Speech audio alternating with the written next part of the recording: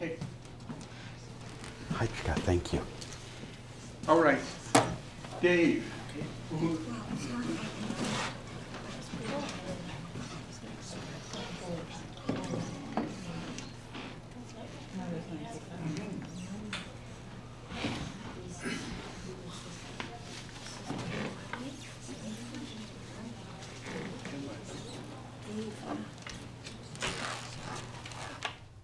Good evening, everyone. My name is Dave Bodley. I'm from Nanaimo. And part of our cultural way, because of the work that I'm doing here, we call this work when we're doing this kind of a thing. It's anything sharing, anything cultural. It's very sacred, and part of our cultural way is to protect ourselves spiritually. And so what we do is we cover ourselves while we're doing what's called a welcoming ceremony for my own spiritual strength. Can you hear me okay? Is it coming out good? Good. And part of this is a real honor for me because the work that I'm speaking about tonight is our woolly dogs. Oh. And that's something that a lot of people's in the news is now. So I just started. I won't sing a song, but what we do in our culture is just try and imagine our heartbeat. The drum is our heartbeat. They say if your legs are crossed, maybe try to place both your legs on the ground. Let's make sure our cell phones are on vibrate so they don't ring when we least expect it. And it's just part of grounding and centering ourselves in the now. And part of this in our cultural way is because of the sacredness of this. And I won't sing a song, but it's just partly recognizing in our cultural way when we're happy to be at a gathering. You guys bring your hands in front of you with your thumbs outwards, shake it twice and say, Haichkat Siem. Haichkat Siem means thank you, teacher, or thank you, respected one. And in our community, I guess I'm considered a respected one now as I'm the elder, and I'm on the elders advisory for our nation of Nanaimo here. So truly honored to be at this type of a gathering where it's almost like speaking it out and it came to be. This last year has been a turning year for us because if everyone has heard about the woolly dogs, there's movies being made, there's books being made, there's so much news coming out. But we own 2 of the woolly dog blankets right in our community. And we feel it's important that we share it from our community perspective. So that's part of why I need to do this. So see if I can undo this part because it is very warm. So doing this work here, yeah, so we close this. I close this part up once I get my blanket off. And what Susan is going to do as part of this is recognize we call a traditional handshake. And our cultural way is just thank you for recognizing that and recognizing what work we do. This blanket here weighs about 6 pounds, but the one that I have, the large one here, weighs 22 pounds. So even wearing a 6-pound blanket can feel the weight and the warmth of it. So having a blanket that was made from the woolly dog and the mountain goat wool, we know how sacred it is when there's a blanket that's 22 pounds, that you only have it on for a very few moments. And there are blankets that are used for warmth and used for different ceremonies, but these ones here are only for speaking purposes. So my story starts several thousand years ago. We say over 5,000 years ago, in excess of 5,000 years ago, in Nanaimo here. Our village that we have, one of them are located downtown, is where the Cameron Island is, where the high rise is. That village used to be called Squamish. Squamish means dog in our language. Over 5,000 years ago, as far as records that we have been passed down, 2 dogs arrived, and they were little dogs called woolly dogs. And we knew that the Creator was gifting us something special. So we looked after these little dogs and we started combing them and caring for them. I'm just going to grab some stuff from my bag while I'm speaking so I can share more stories about it. Because these woolly dogs were so rare, we knew that this was something that had to be done in a proper way. And sorry, I'm taking a little bit of your table away here while I'm sharing here because This is important, kind of good to share the group. So we made these combs that were long tooth combs, and they're often made out of maple, very meticulously made. This one was gifted to me from another country, from an African friend of mine right in the building here last year. But we had combs very similar to this. So often they say there's parallels, that what we were doing here, they were doing in other countries. And so this is an example of it. So we would take these combs and we would comb these dogs very carefully, combing them very lightly because they were part of us and we knew the sacredness of this. These dogs were not kept just as a house dog. These dogs were fed exclusively salmon and seal meat, which would make their fur, their hairs really luster in it. Ooh, I'm in the squeaky area here. So they would collect this fur off the dog throughout the year as the fur thickened. And we would take that fur and take it to the river. On this Nanaimo, the Nanaimo River here, there's an area there where there's clay that's along the side of the river. And that clay was white clay. So we knew this clay was sacred, so we would take that wool, that dog wool, and wash it in that. While we were washing it, we would have ego down, bulrush, stinging nettle, and there's another one. There's different plants that we would wash and mix into this to show that it was coming from the earth, and it was making sure that we had that connection with this. And it wasn't just randomly chosen that these items were selected to wash this wool in. This was something that our ancestors knew at that time. So I try to put ourselves back in that time. They said the other thing we need is this wool isn't good by itself, so we have to have a mountain goat wool. So we went to the mountains and we asked our families that live close, because the closest the mountains the woolly dogs would come from here is Lasqueti Island. So we had family further from there, from the valleys, from places that would put these things along the trails. So if you ever seen a cedar branch, once it's dried out, the branch becomes very sharp in the edges of it. So we would take these branches, and if you ever try to run your hand the other way, you really can't, because it's so sharp in the edges of it. So we would tie these with these cedar rope, some of the rope that I made, but probably smaller rope, or if they were making large amount, we knew where the mountain goats would walk, so we would tie these along the sides so they would rub against it. And when they got all this extra fur on them, they wanted to get that fur off of them. So they knew where this area was, like a cleansing area for them. So after the goats were gone, our family members that lived close by would go and collect that wool.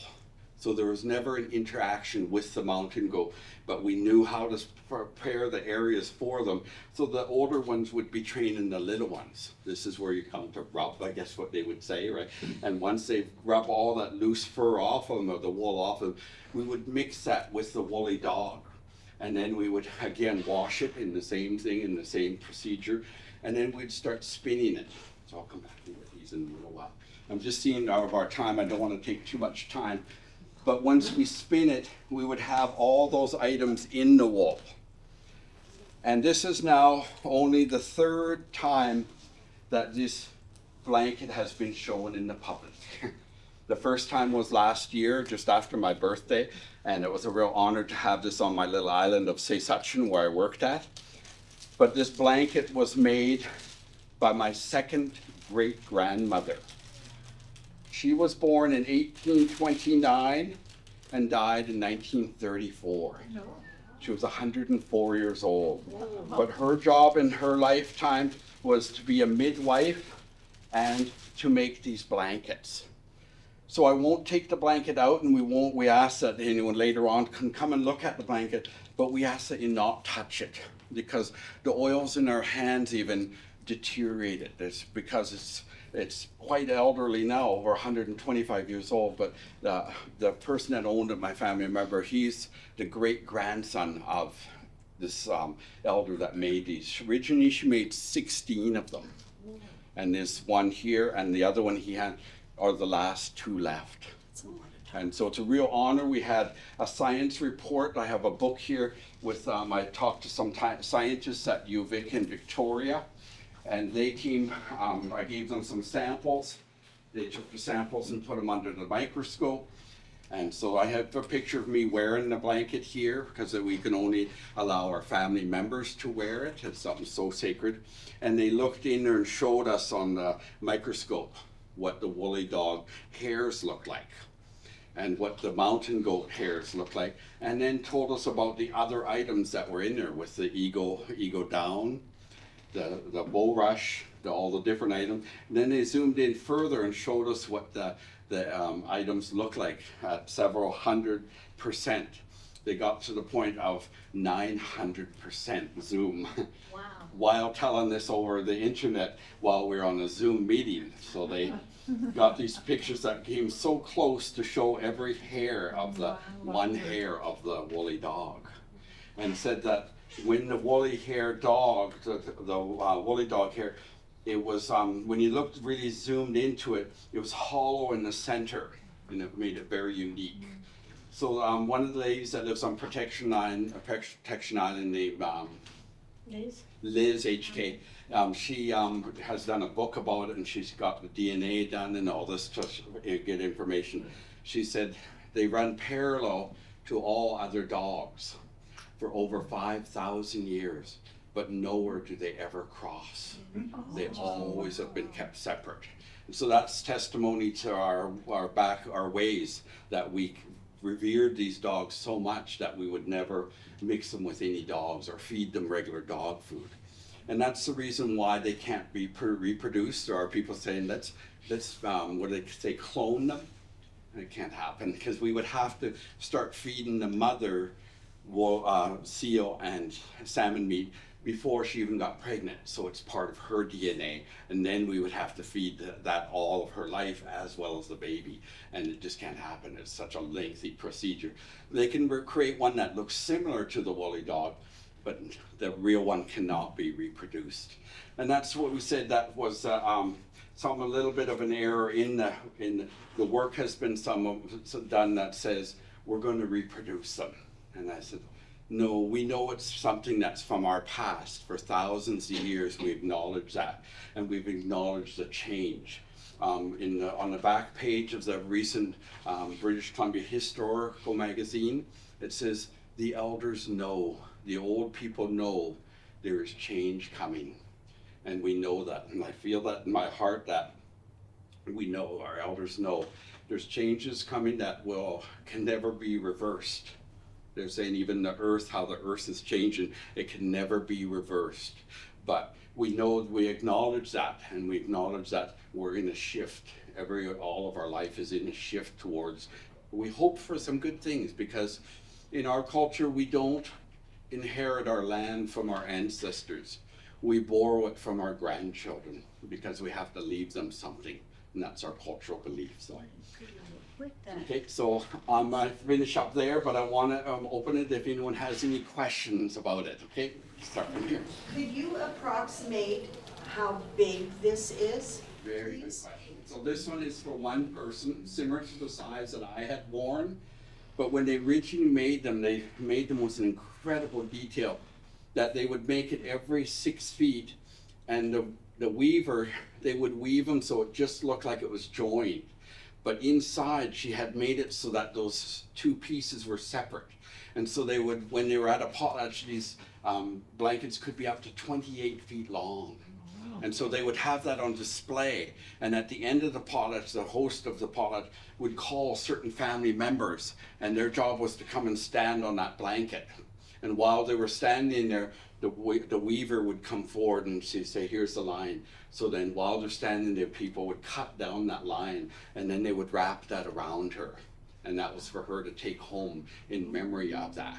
But again, remember how heavy one blanket is, and you imagine one that's 28 feet long, that the weight of something like that. But that's the importance of it. And it wasn't to be used for just anything like mine. This is just to be used for a ceremony. We also made blankets to keep warm with. We also made blankets that we'd put on the floors and whatnot. But the ones that we have from the woolly dog and the mountain goat were very specifically made. And that's something that may have been missing in some of the research. So as part of my work with my community, like I say, last year in June, we had a display of these blankets on my little island of Sesuction. And then in July, we had a display with our elders advisory, and this is the third one now. So like I say, about 4 to 5 feet long it would have been. So. And woven, not knit. Yeah, it's woven. Yeah, it's made on a loom. And so these looms, you can imagine, with them having these rods and then weaving it all the way along. So it would take years and years to collect that wool. But she knew, my great-great-grandmother, her name was Swanimia, and she was known as the excellent blanket maker. And she was the one who made this. So it was really neat to have that connection within our family. So, any other questions or comments? Did you pass that little book around? Yes, yeah, okay, so this is a science report here. There's one page that's loose, but I'll pass it around so you can have a look, but I'm sure there may be other people that want to look later on. Question? Just leave it here and Okay, look at that. come and look at it. Okay, yes. Yeah, are there depictions or renderings of the dogs? Yes, yeah, I have them in my bag here for me to sort them now. When we're an artist, I'm an artist of making the hats and making the cedar bracelet. I end up taking 6 books or 7 books because I only need one picture out of each one. But that's part of our cultural way that they said if there's ever a lawyer needs a witness that's a First Nations, they said get that First Nations person as a witness because they will tell you exactly how it is. It's just how we were taught to explain it in so much detail that people can see it. And that's what part of being an artist is, wanting to give a good rendition of it. So there's some pictures I can put them up here later on. So. Anyone else? Question, comment? Is it wrapped in plastic or what kind is No, this is acid-free paper. Yeah, so it's acid-free paper and an acid-free package basket to put it in a cloth. And this was all recommended by the family in Victoria when they seen that we just had it in a cardboard box. It needed to be put in something that saves it. The woolly dog, where, you've explained where it comes from. Do we have any more left? And I actually knew a lady that, I can't say the proper word, Nanoosh. Okay, so now it's. I call it Shawanono. Yeah. We have close friends there, but their relative would drive, I still remember driving by her home, and she would have the white wool on her roof and she was drying it, and then she would be knitting the sweaters or whatever she was knitting, and she was very respected and revered. And so would that come close to this woolly dog? Yes, so true. It's made now with just wool that comes from mostly from New Zealand now. With the Okay. trade, but prior to European contact, there was ways that we knew how we would collect the mountain goat wool. But again, we didn't ever capture it and then shear it off or anything No. similar to the dogs. We never harmed them in a way. We wanted to do it as very respectful as we could. So this is part of what reconciliation is. We were saying when there's this opportunity to share. So back in the 1850s, 1860s, as Nanaimo started to grow, they had what they had called Indian agents, and those Indian agents came to our community and said, you have to go to church and you cannot bring your dog, so we'll dispose of it. So they got rid of every dog in every village, and it was over a very short period of time, the dogs. And that's, we say that unfortunate, that's bad news, but in order to reconcile, we have to sometimes hear the bad news of what happened.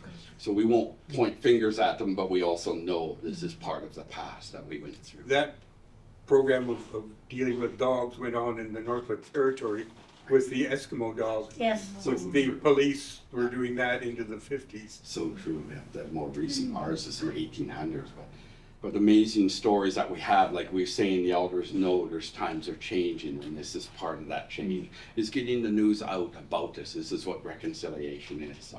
So as I close, if there's no other question, you guys remember the word? Yam. Thank you for taking the time to listen to my story, to hear about our sacred shwakwal blankets, we call them. The shwakwal is the word for sacred blankets. the woolly dog called Scumé, where the Marriott Hotel is. We have samples on the walls inside there because that's where Squeak Me was the name of the litter of puppies. And that's where our village was located there. So it's really nice that we are recognizing within our names of Nanaimo of these areas. And again, as I close up, so I'll leave the stuff over here for anyone who wants to look at it further, and I'll pass it to the next person. Thank you. Those who you haven't met, David Bodali is a member and has given us a number of presentations. So thank you, David. Thank you. I'm honored to do this and many tours I've done. So what I'd like to do is kind of a few comments about what this meeting is, how it differs from our regular meeting, or other meetings rather. Some years ago, they began to realize that people within the society had stories to tell or things that they wanted to show. So we started then having a, quote, members night on the first meeting of the new year. And over time then that has morphed into, now we call it show and share, but it's basically members night. And so we invite anybody who's got a story to tell today or has an object that they want to show us and describe how they got involved in it or how it's interesting and so on. So we're going to start here. I know there's a lot of people that just came to hear the stories. Could So- I start? Yes? No, and he's with me. Okay. All right. So, He's a transplanter.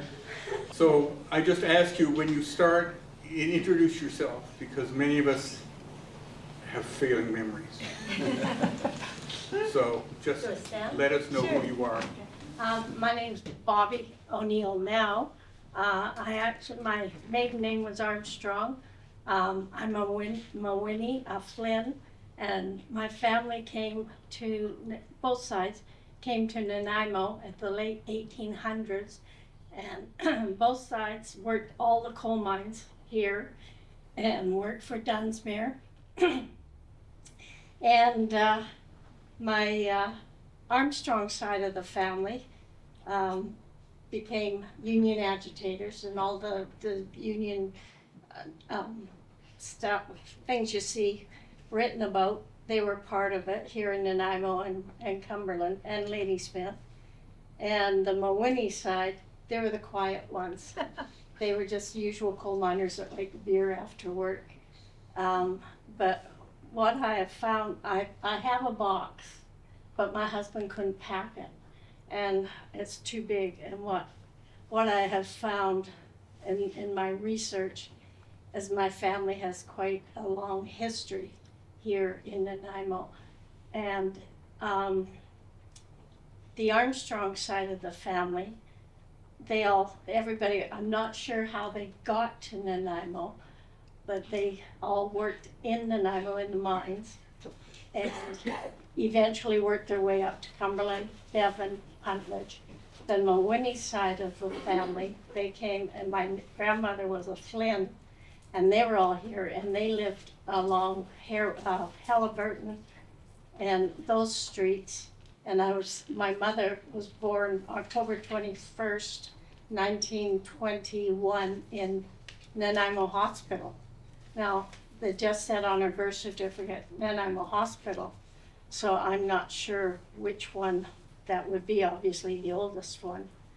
And yeah, so all the stories that they tell about the explosions in the mines, all the, what would you call it? All the problems with the miners and all, that's my history. And I've been raised on those stories. So, anything else? I mean, I could go on for hours. So yeah, so quite interesting. My grandfather and Armstrong, my grandfather Thomas Armstrong, my great grandfather Samuel Armstrong, and my great uncle William were involved in the Union strikes in Cumberland and Ladysmith. And when it was all the dust settled, I'm putting it simply because of my little research, but they were given a choice, jail or war. And the two of them went to war in France. Great-grandpa Samuel and Grandpa Thomas went to war in France, and they were sappers. And because they were coal mines, they were sappers, and they blew up stuff as, and I guess a sapper of this vintage told me. And my other grandfather, Arthur Mooney, he ended up in Puntledge, which we called number 8 because that was the last Dunsmuir mine that was built. And it's interesting because my dad, Bill Armstrong, was born in Cumberland, my mom born in Nanaimo, and the two families merged up in Cumberland. And Mom and Dad met, got married, and had 5 kids. And so that's basically my story. Thank you. You're welcome.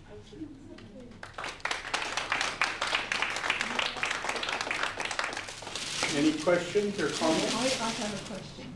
I had never heard that people were given a choice of jail or going to war. Well, that's a story I was Story. told because my dad was a storyteller of the family. And that's why I say my little research, that's basically what I came up with. There could have been something else, but they did end up going to France and then coming back to Nanaimo. Except Grandpa went to Cumberland and Great-Grandpa went to Vancouver. And apparently I just found out I have another family in Vancouver of Armstrongs. So it was quite interesting. I've actually heard that before, About the, oh, have you? about that. Choice. Makes sense. Yeah, yeah, Have a choice, right? yeah. I have a question. You said that you have a very large box of things. What kind of items do you have from that time? Birth certificates, Attestation. yeah, World War I papers, World War II papers, all their military history. I have my mom's birth certificate. I have her picture of her. She had a brother, Arthur. He was Arthur Jr., Arthur Brignall Mooney, and he ended up coming down here to Nanaimo. He was raised in number 8, but he came down here to Nanaimo and he started, I'm shortening the story, but he started Delner Frozen Foods out of his garage on Halliburton on Harewood Road, and it morphed into Dairyland. And so, yeah. So he was in the Masonic family, so he basically connected to a lot of the business people here in town, as we're the Armstrongs. Sounds like a book in the making. I would love somebody to write this book for me, I really would. We know people who write stories. Oh, well, let me know, I'll please. tell you after. Okay. Next, Are we doing this route? just to go around this way. Oh, all right. My name is Jeff. I've been here for about 3 years, and I've really enjoyed learning as much as I can about Nanaimo's history and geology and the backgrounds and how all the pieces fit together. And one of the books, which is also on this podium behind me, is Bill Merrill's book, Oh, which everyone seems to know about. our good friend. He's our good friend. And this is Newcastle Island, Sisseton Island here, and he wrote this about 40 years ago.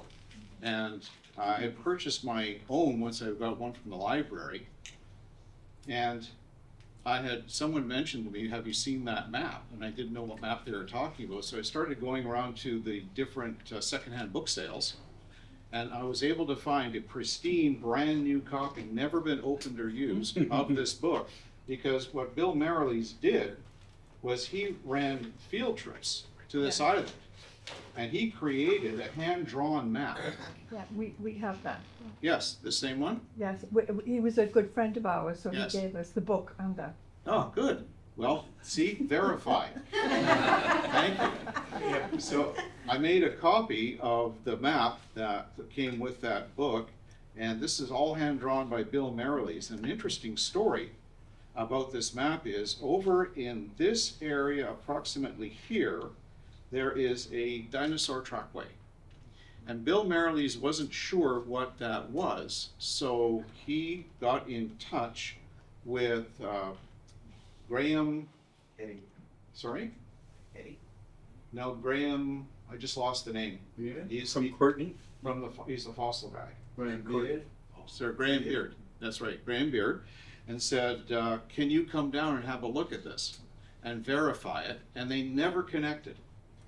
And now Bill Merrilees has passed away. He passed away in April, and Graham he's too frail to make the trip.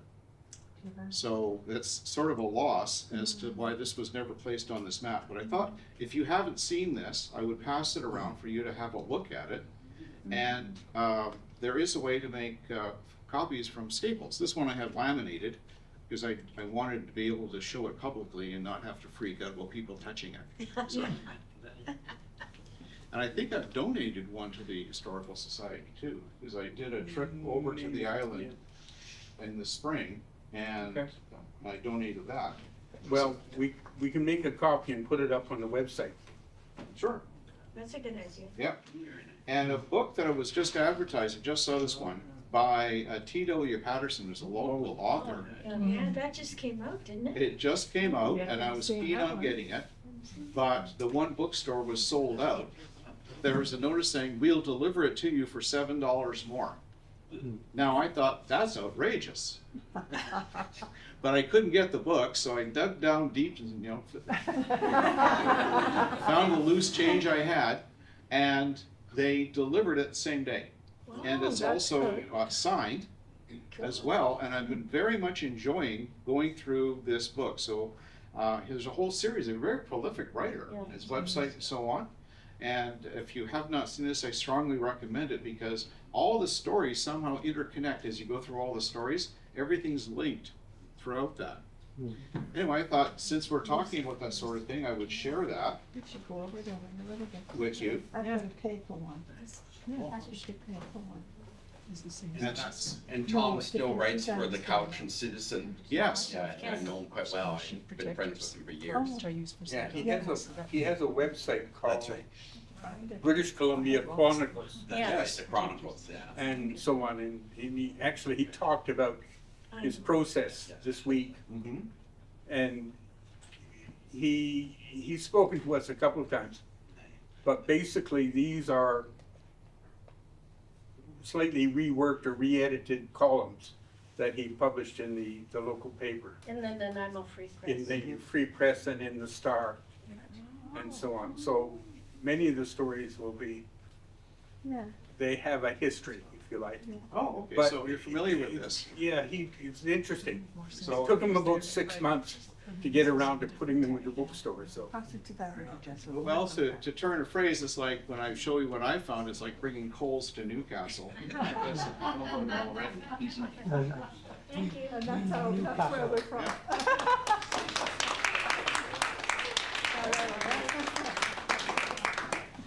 So just to add to that, say section in 2023, we had some paleontologists come from the Royal BC Museum, and they verified the tracks, the dinosaur tracks, and we had them cast. We had them cast one of the tracks and put it on display by our guest services, but someone came and stole it because they thought it was just free for anybody to take.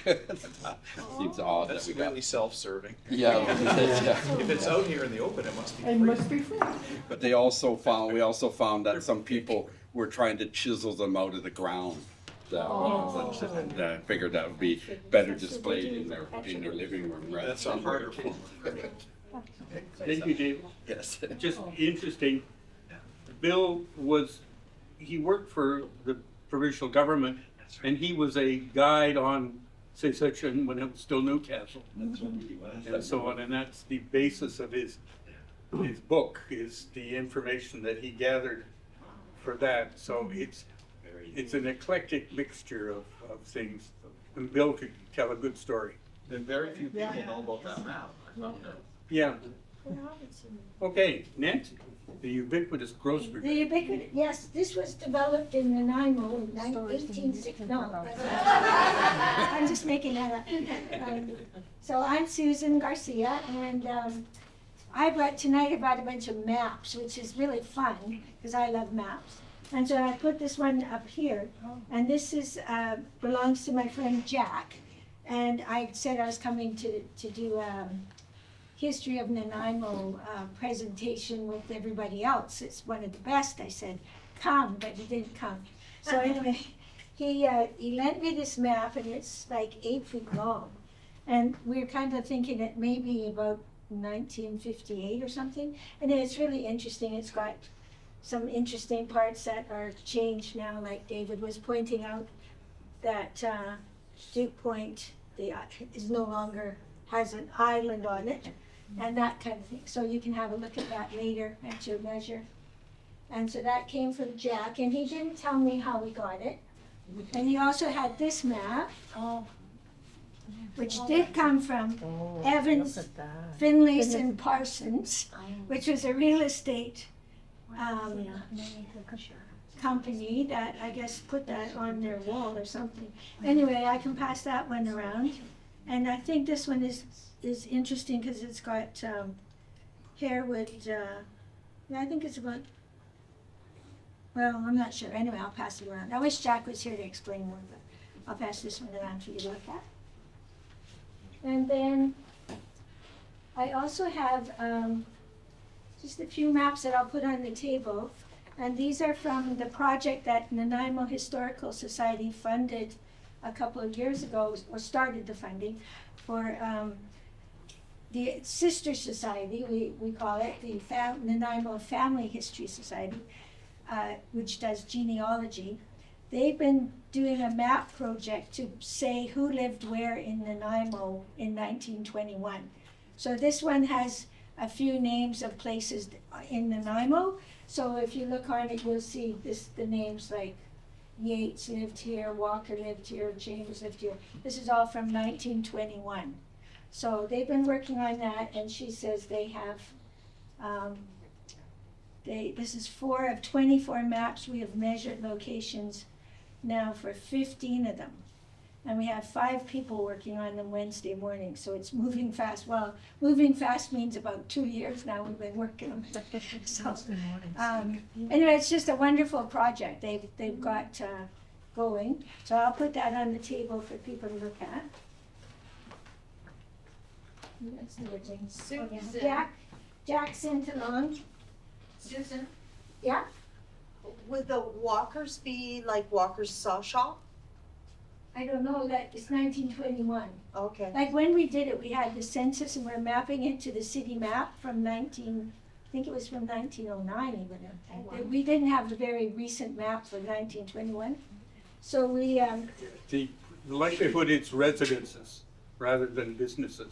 yeah, it's where people lived, and so if you're looking for your family, you can find it from that. Like it says where their census, and it might even say the address, but sometimes you can't find the building on the map, right? So it's quite frustrating. If you were a renter, you're often not on there, right? This is another thing of Jack's. It's just an old rusty pail, but it's early miner's lunch bucket. About 100 plus years. So I'll pass that one around. They must have had a lot of food. No, I think they all carried pails, not Okay. that's how they carried their stuff. If you look in the old pictures, they're all carrying a pail. Isn't that where Jingle Pot got his That's name? right. That's Yeah. Jingling their pay in their buckets. They're seeing the bottom line. It could be that they carried coal back to heat their homes at night too. That was part of That this would make sense compensation. if they could, if they were allowed to. You're- Yeah. Yep. That was what the Well- coal mines Well, usually that's did. possible, yeah. They carried their lunch in a bucket, and at the end, they were allowed to fill the bucket with coal to heat their little. Well, meals. I can remember going to school with a bucket too, but it wasn't a bucket, it was called a lunchbox. You know? They were Yeah, they didn't get your tomato sandwich didn't get soggy like it does in a brown bag. No. And the last thing I'm just gonna pass around is a book from that other society, the Nanaimo Family History Society. There's a local man named Tony Green who just wrote this book called A Mouse at Moresby. So it's not about Nanaimo, it's about Australia in the war. And his father was a war photographer, so it's really a lovely book. He's just put out, so I'll just pass it around in case anybody's interested in seeing it or having a look. That could tell some stories. That's it for me.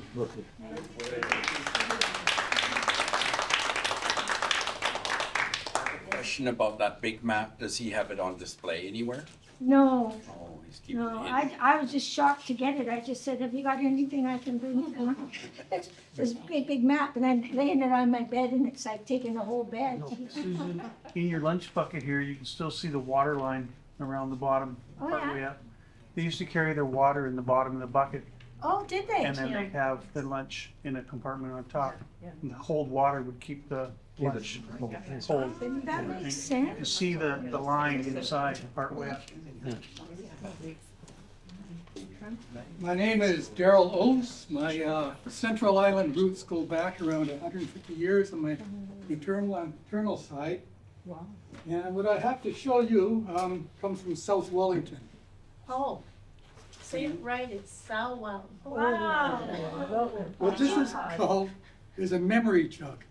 Oh, yeah. It's an African American tradition and typically used to mark graves. And what they do is take trinkets and memorabilia, and much like scrapbooking, and apply it to these jugs. But my grandfather and his brothers came from Pennsylvania to South Wellington, at the turn of the century. And my grandfather actually created this in 1910. And so what you'll see on it, I'll put it on the table and put a magnifying glass there later. But amongst what you'll find on here is a souvenir, the Western Central Labor Union Midsummer Carnival in Seattle, Washington, 1903. A souvenir from the Alaska Yukon Pacific Exposition / World's Fair in Seattle in 1909. And I know we had a Spokane World's Fair and a Seattle World's Fair later on in the century. And Buster Brown cartoon character, ×2, 1904. Maple leaf silver spoon handle for our stylized maple leaf on the flag, when it had colors and was more realistic. And Maltese cross from the International Order of the King's Daughters and Sons. And American Masonic Square and Compass with the G in the center, which stood for God, creator of all things, or geometry, either or. It's a Masonic emblem. Yeah, Yeah. square and compass. So I'll put it on the table for now, and Thank you. Any questions? Anybody got questions or comments? yeah, Dave. It didn't come from someone's grave though. No. You said it was made for graves. This case was just a memorabilia. Personal memorabilia. But if it was on a grave, somebody would take it. That's true. That's unfortunate, isn't it? David? Certainly.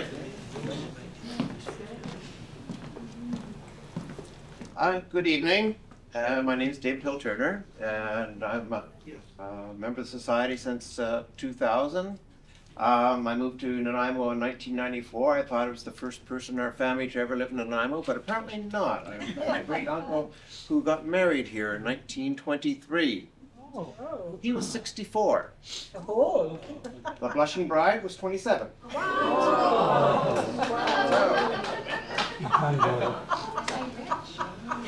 Anyway, one of the things that brings people here and was the formation of the society back in 1953 was to capture some of the stories that people bring, and they're in their family, in their nation, and realized that a lot of the stories about Nanaimo and that were being lost. So that's the root of the historical society. Today, you know, they have lectures and things like that. Today we record our meetings with a camera and you can go look at it online. But you know, back then it was a bit more, well, traditional. You did a book. And this is one of the first books that the Historical Society published in 1979. And it's quite interesting because there's stories about coal miners.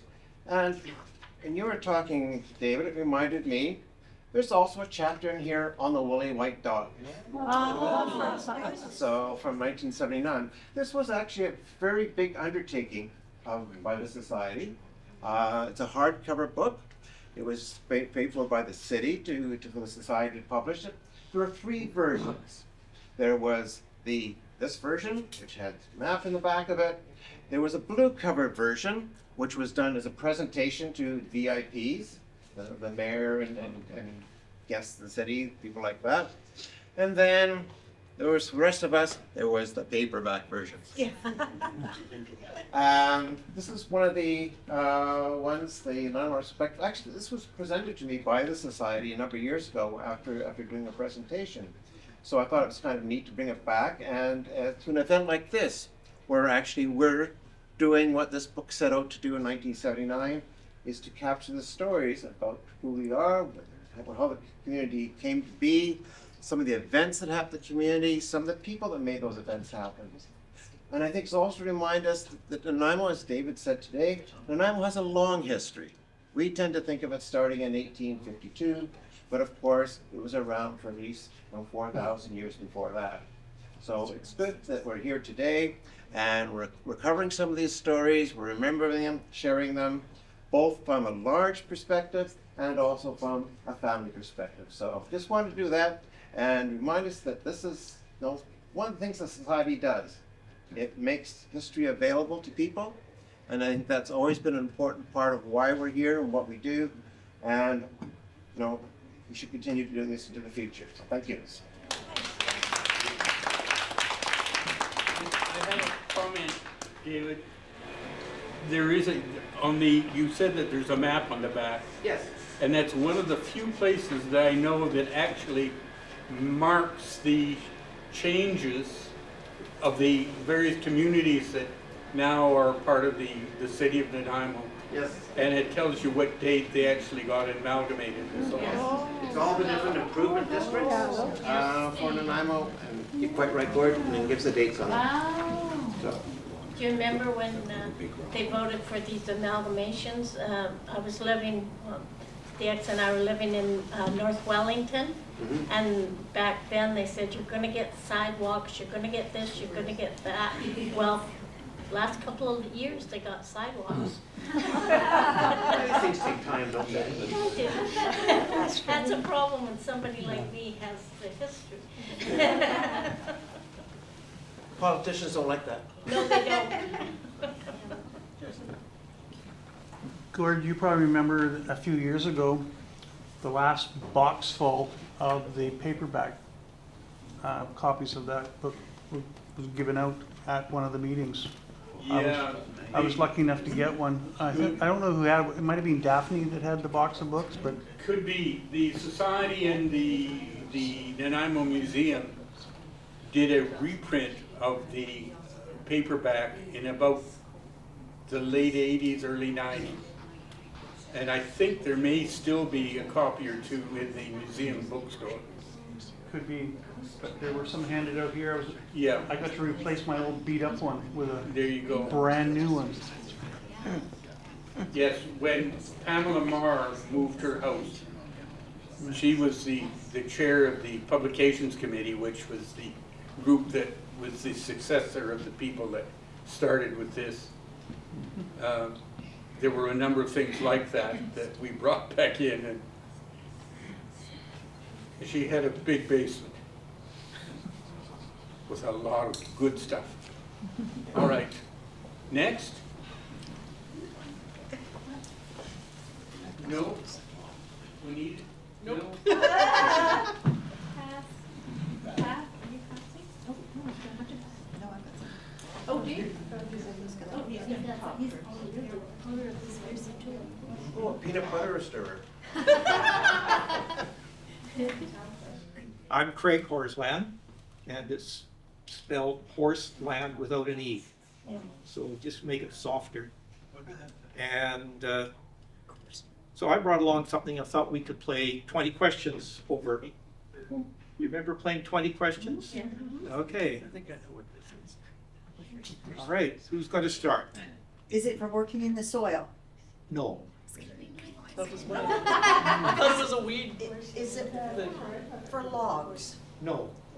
Peanut butter. No, that's 3. Somebody keep count for me. Okay. Does it have to do with paint? No.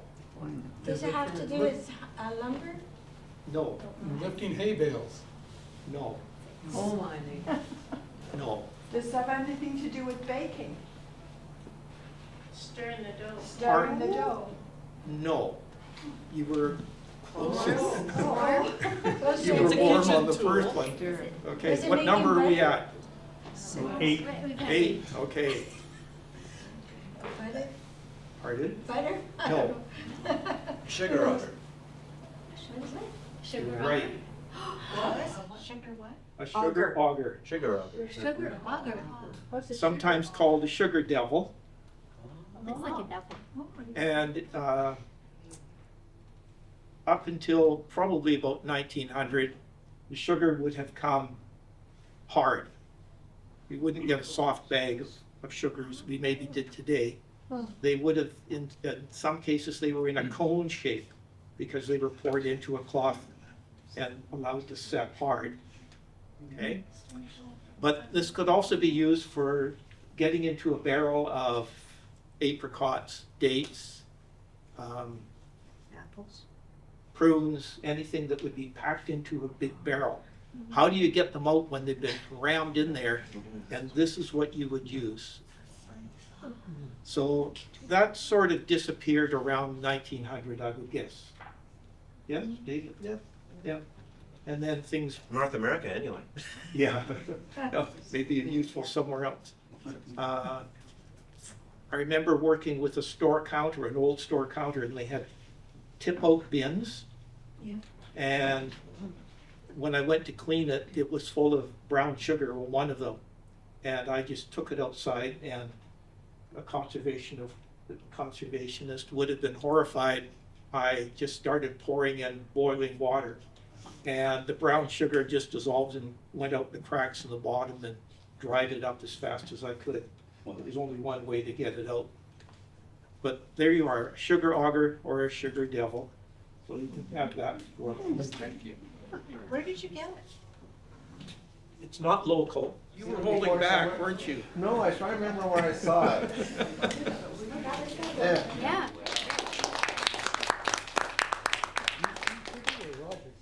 Do you have a question? Question for you.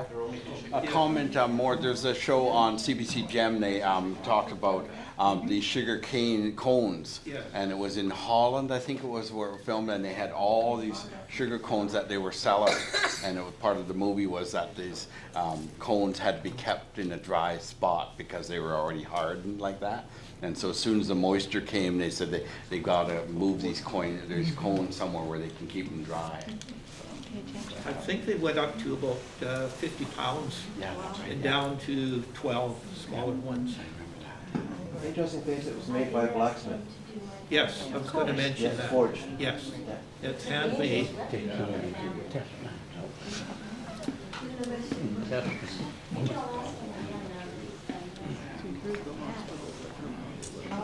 Okay. Oh, Chris, Sue's got a question. No, I just want to say, I want to present something. Yes. Oh, yes. So just going back to this woman's talk about your family. Oh, yeah. There were strikers who went to jail Yeah. over in Vancouver, Ocala, and one from Ladysmith, Joseph Mayers, was ill. He had a digestive system ailment, and they refused him medicine. and he died in jail. I recognize that name. And he's honored every year. There's a huge monument in the Ladysmith Cemetery, across from St. Mary's Church. Labor people went together to make well, you can't miss it there. Okay. He was a great cyclist. He was a very healthy person, but he never came back because he died in jail. And you have mentioned the hospital. There have been several hospitals. Yes. There was one that was just torn down a few years ago on McCleary Street, and it's now being turned into a seniors residence. But there was another one before that. There was one, yeah, 1921. Yeah. Thank you.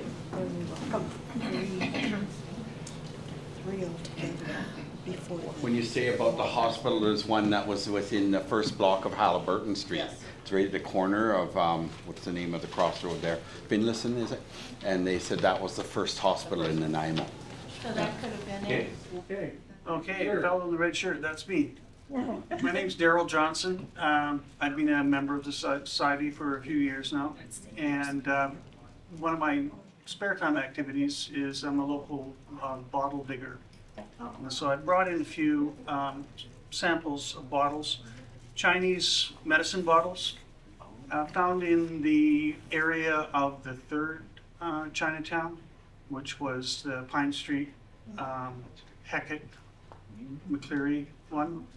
And as you know, that, or you may know, that burned down in 1960.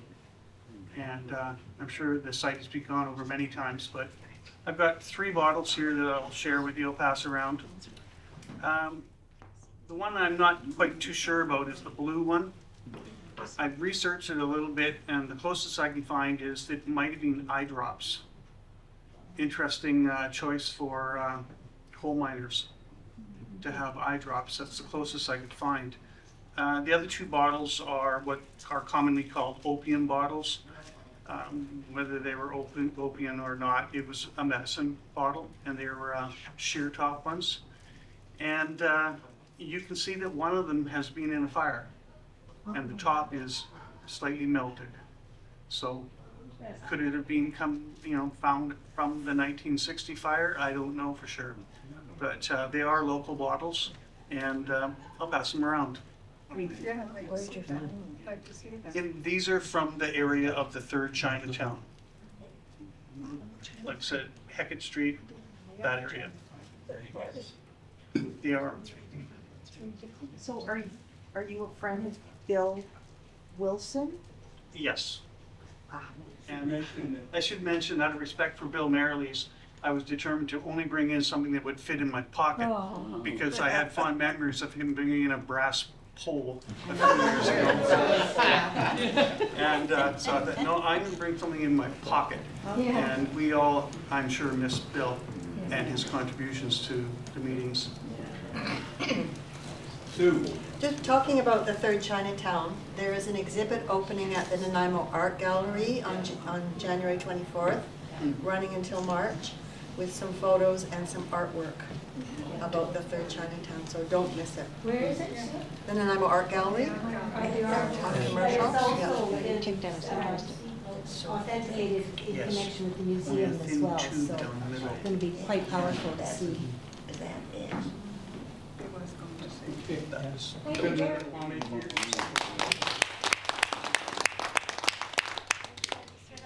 Add to the Chinatown, as it was called back then.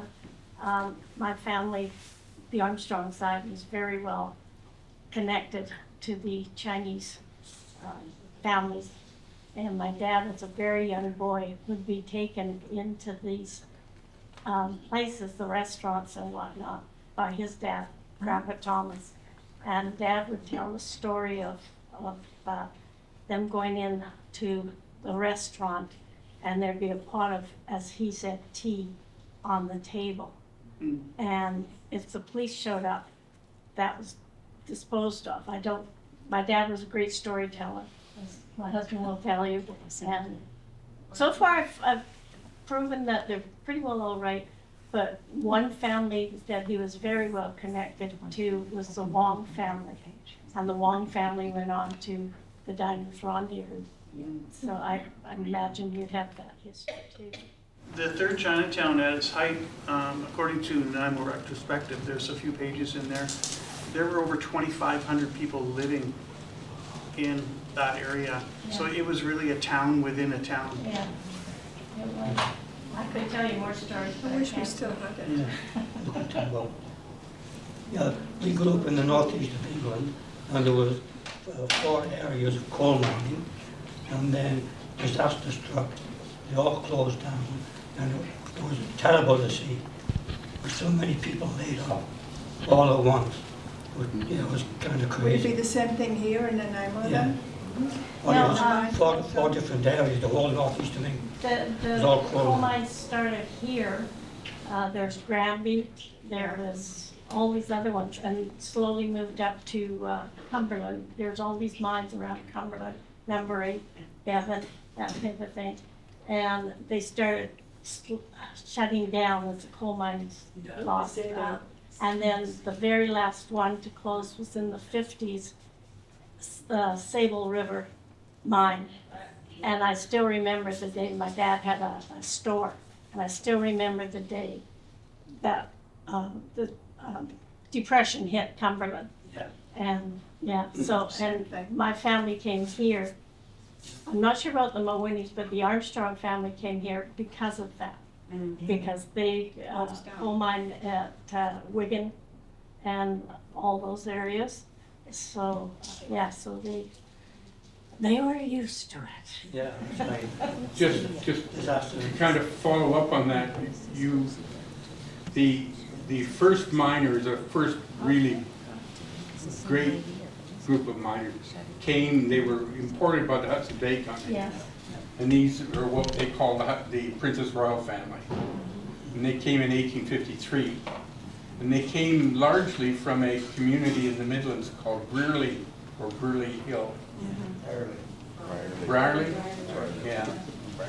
So that's it. There were other groups that came later.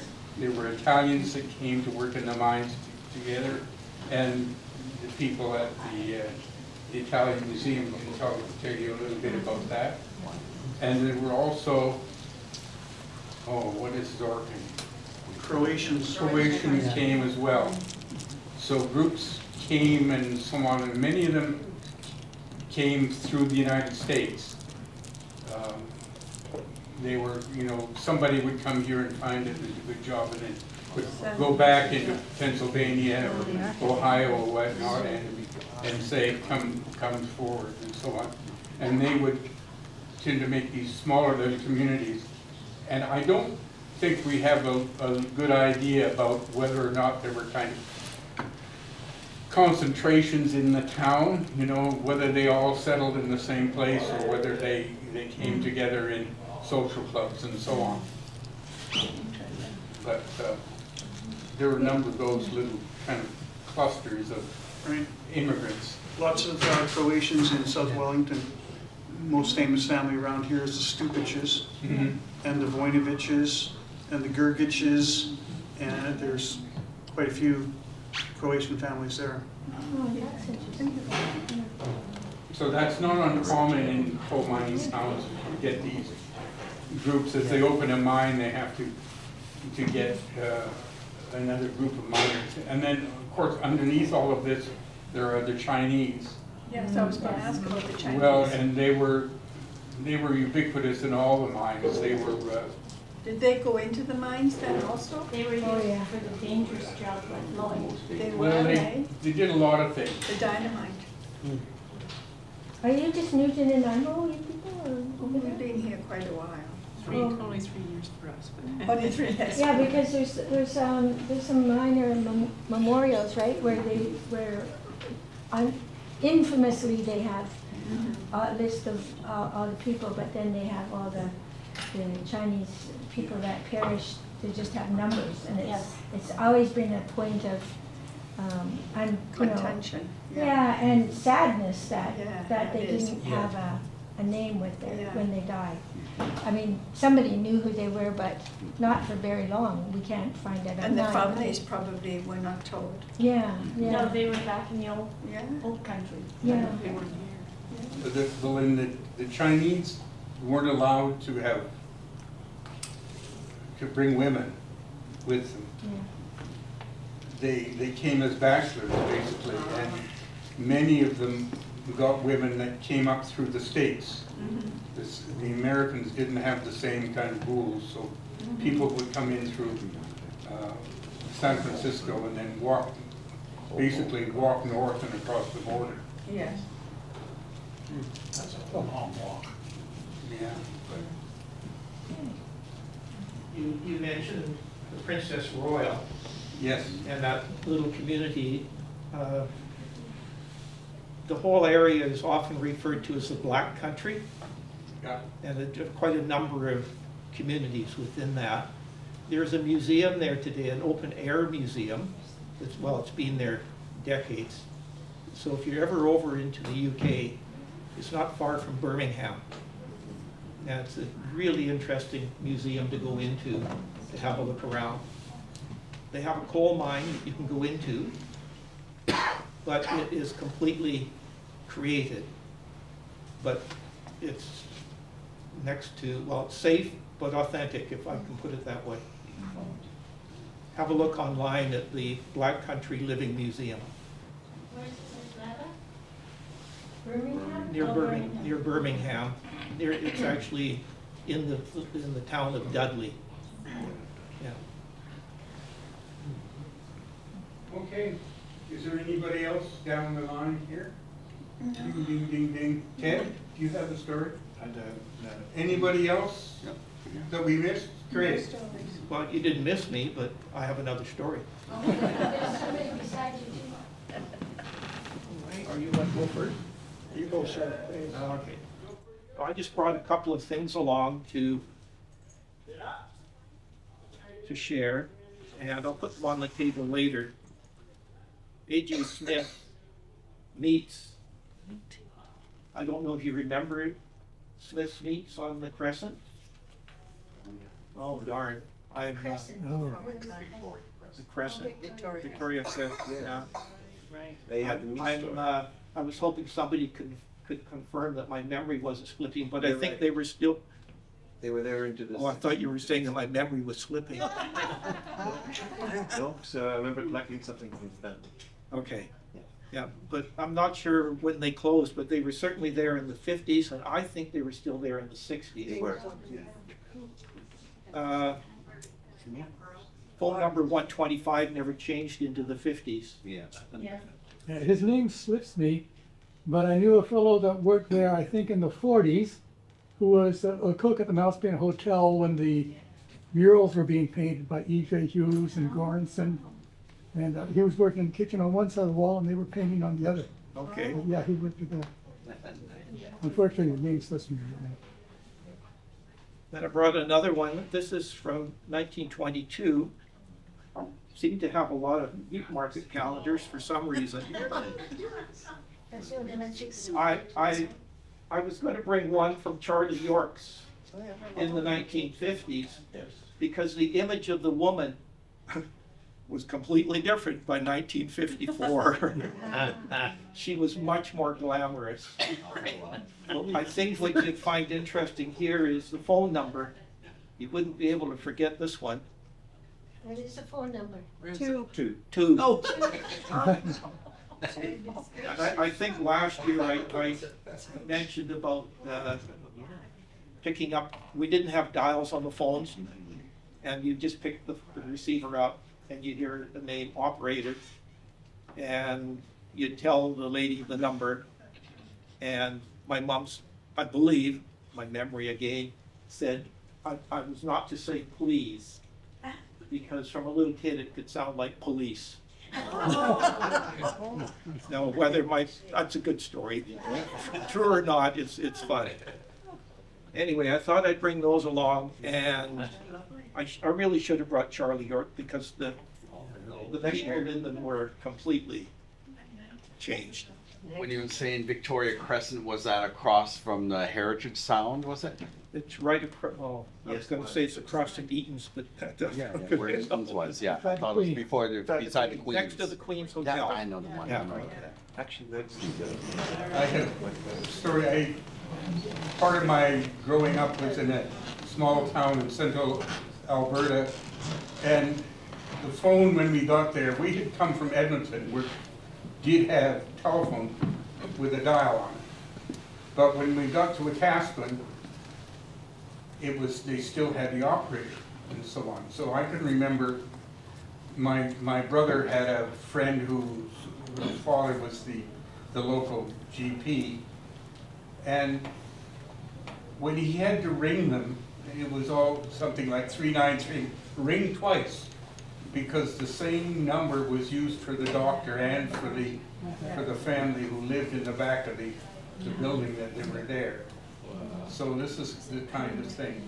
And then later, I spent a summer in Battleford, Saskatchewan, and the phone service there, SaskTel hadn't really got around to doing a lot of improvement of the local kind of the co-op telephone systems. And I swear that the wiring for the telephones were the top of one of the barbed wire fences, you know, the thing, because you could hardly hear the heavy static and so on. But again, in those places, you still had operators dialing up and so on. And I don't remember when dial types, automatic type exchanges came in Nanaimo. 60s. In the 60s. Yeah. Because the building downtown on Fitzwilliam is still a fairly modern I worked there. looking building. Number, please. You mentioned getting the operator. Remember Don Heron? Yes. Charlie Farquharson? He always said that their phone number was 2 longs and a pair of shorts.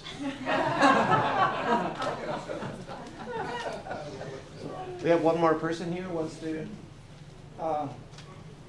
I don't know if any of you folks know me. My name's Laynard.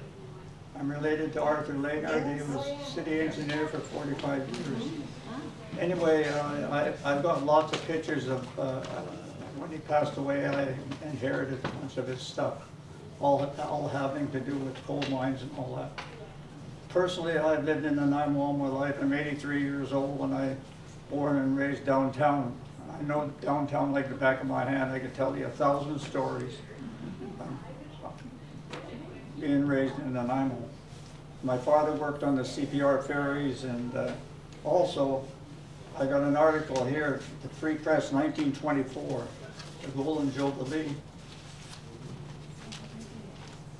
which impressed me. My father, my name has been in, or our name has been in Nanaimo since 1896. My family moved in 1896. And my dad, at 13 years old, worked a #1 mine, which is depicted on this. He used to tell me stories when I was raised, because he worked in the mine, and he used to come out on Protection Island and whatever. And when they're in the mine, at 13 years old, he was just doing a water boy or whatever at the time. He said you could hear the propellers of the CPR ferries going over whatever. And it used to freak me right out because I spent a lot of time down I grew up like on Esplanade, down where the mill is and all that. And I played on the waterfront with everybody when the mine was still there. Anyway, this is a special edition. I don't know what I'm supposed to share, but whatever, if anybody's interested. Well, you can put it on the table and you can come and have a look at it. Yeah, it looks like it's fragile. It's pretty delicate. Yeah, so we don't want to pass it around. This is newer. Because my cousin is a city engineer, he did a thing at Protection Island. Protection Island. It's 1979. I don't know if anybody's interested in that. And also I've got